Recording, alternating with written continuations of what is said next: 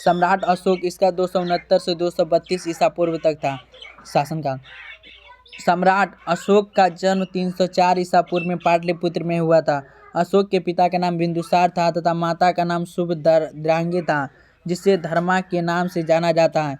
बौद्ध ग्रंथों के अनुसार अशोक ने राजा बनने के लिए अपने 99 भाइयों की हत्या करके एक कुएं में डाल दी थी। वह कुआं आज भी पटना के अगम कुआं नामक स्थान पर स्थित है। 269 ईसा पूर्व में अशोक ने अपना राज्याभिषेक कराया। राजा अभिषेक के 8वें वर्ष अर्थात 261 ईसा पूर्व में अशोक ने कलिंग पर आक्रमण किया तथा कलिंग के राजधानी तोसली पर अधिकार कर लिया। कलिंग आक्रमण की जानकारी खारवेल के हाथी गुफा अभिलेख से मिलती है। इस अभिलेख के अनुसार कलिंग आक्रमण के समय कलिंग का राजा नंद राजा था। कलिंग में हुए भीषण नरसंहार को देखकर अशोक का हृदय परिवर्तित हो गया और अशोक ने युद्ध नीति का सदा के त्याग दिया और भैरी घोष के स्थान पर धम्म घोष की स्थापना किया।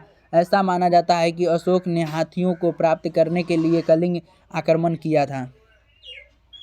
कलिंग आक्रमण के बाद अशोक ने बौद्ध धर्म अपना लिया। इसे बौद्ध धर्म अपनाने की प्रेरणा इसके भतीजे निग्रोध से मिली, जबकि बौद्ध धर्म की शिक्षा उपगुप्त ने दी थी अशोक को।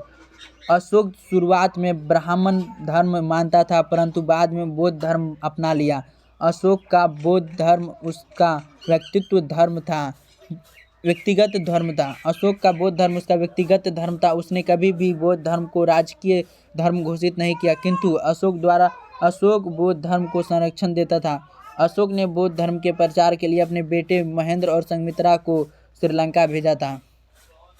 अशोक द्वारा भेजे गए धर्म प्रचारक देश: महेंद्र और संघमित्रा श्रीलंका, महाधर्म रक्षित महाराष्ट्र, सोना तथा उत्तरा सुवर्ण भूमि, महारक्षित यवन देश, महादेव मैसूर, मैगिचंग हिमालय क्षेत्र, मकेझांतकी कश्मीर एवं गंधार।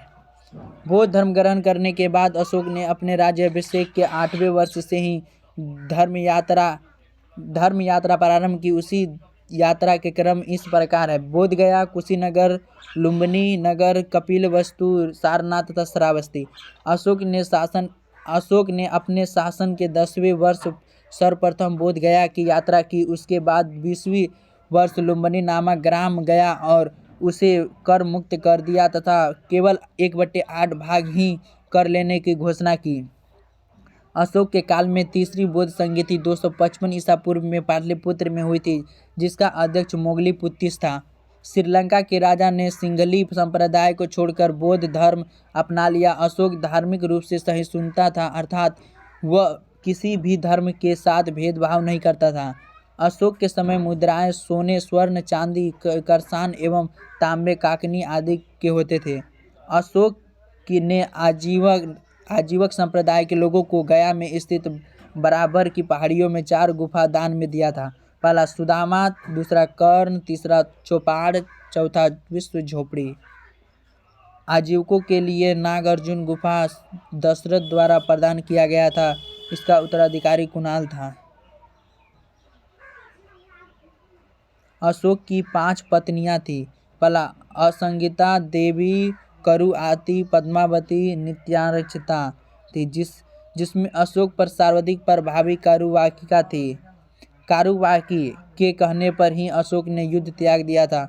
कल्हण के पुस्तक राजतरंगिणी से पता चलता है कि उसका अधिकार कश्मीर पर भी था। अशोक ने कश्मीर में झेलम नदी के तट पर श्रीनगर की स्थापना किया तथा नेपाल में ललितपत्तनम देवपत्तनम नामक नगर बसाया था।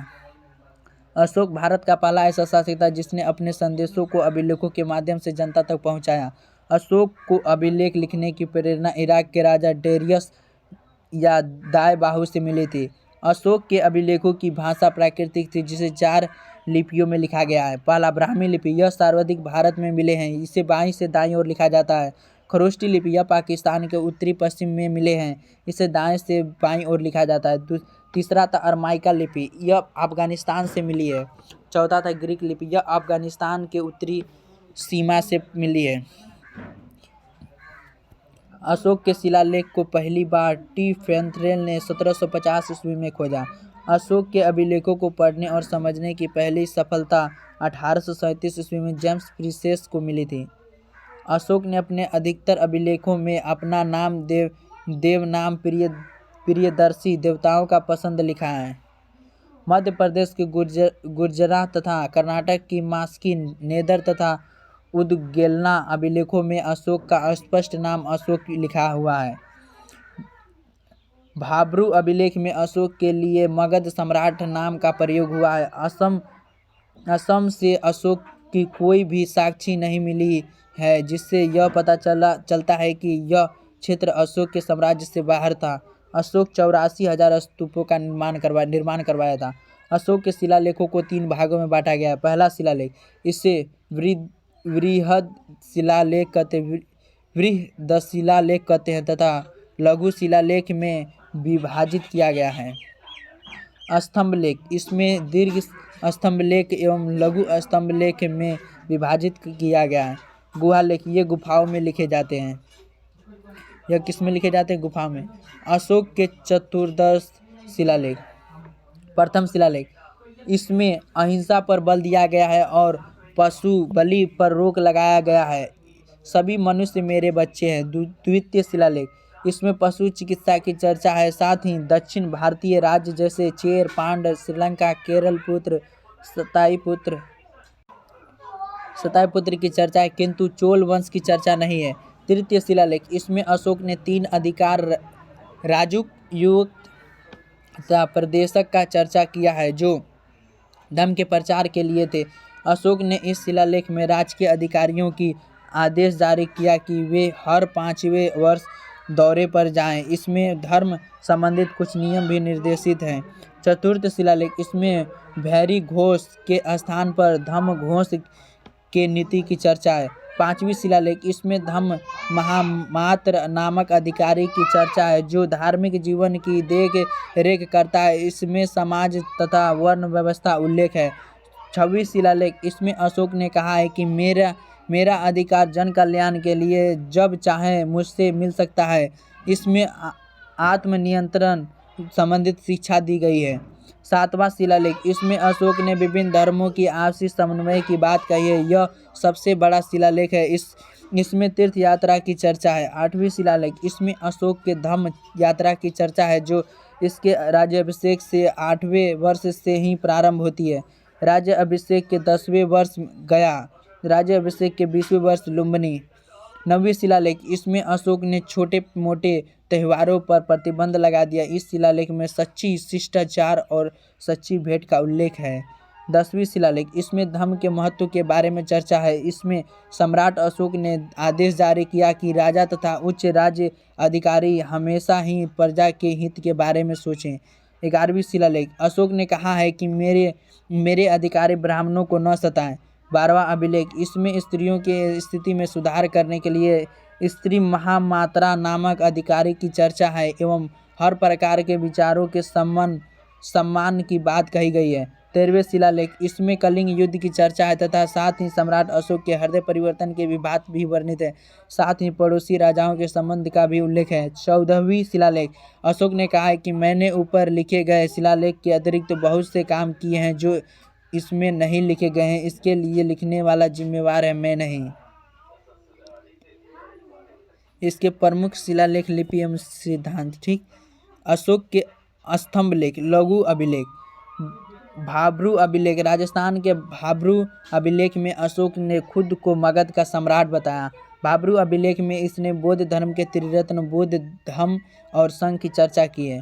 अशोक के 7 स्तंभलेख, लघु अभिलेख मिले हैं, जो रुम्नदेई अभिलेख, यह अफगानिस्तान के कांधार से मिलता है, जो अरमाइक लिपि में है। यह सबसे छोटा अभिलेख है। यह एकमात्र अभिलेख है जिसमें अशोक ने प्रशासनिक चर्चा न करके आर्थिक क्रियाकलाप की चर्चा की है।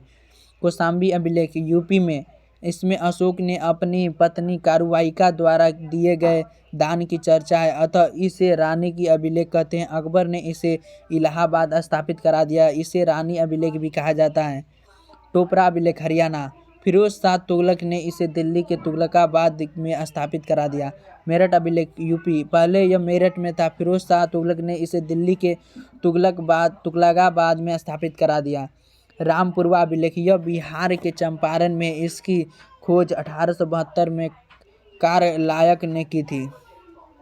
लौरैया नंदगढ़। यह बिहार के चंपारण में है। लौरैया अरेराज। यह बिहार के चंपारण में है। सर ए कूना अभिलेख। यह अफगानिस्तान के कांधार से मिला है, जो ग्रीक तथा अरमाइक भाषा में है। कलिंग अभिलेख में अशोक ने कहा है कि संसार के सभी मानव मेरी संतान पुत्र हैं। मैं एक माँ की भांति उसके सांसारिक तथा परलौकिक जीवन की कामना करता हूँ। अशोक ने कहा है कि जिस प्रकार एक माँ अपने बच्चे को योगा धाम को देकर निश्चित हो जाती है, उसी प्रकार मैं भी समाज की देखरेख के लिए राजुक को नियुक्त किया है।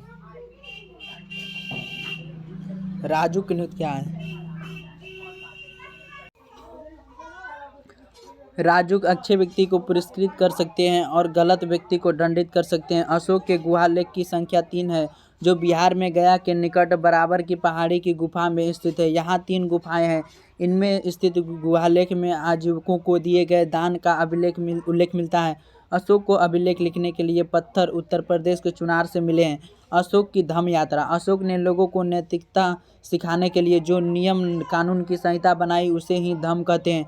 अशोक का धम्म स्वनियंत्रित पर आधारित था। अशोक की धम्म की परिभाषा राहुलोवाद सूत्र से ली गई है। अपने आप को नियंत्रित करना धम्म नीति का मूल सिद्धांत है। अशोक ने अपने दूसरे एवं 7वें स्तंभ लेखों में धम्म के गुणों सत्यवतिता, पवित्रता, साधुता, मृत्युता, दान, दया, कल्याण को बताया है। अशोक ने कहा है कि व्यक्ति अपने माता पिता की आज्ञा माने, व्यक्ति ब्राह्मण तथा भिक्षुक का आदर करे, व्यक्ति दास तथा सेवकों के प्रति उदार रहे, व्यक्ति को जियो और जीने दो का पालन करना चाहिए।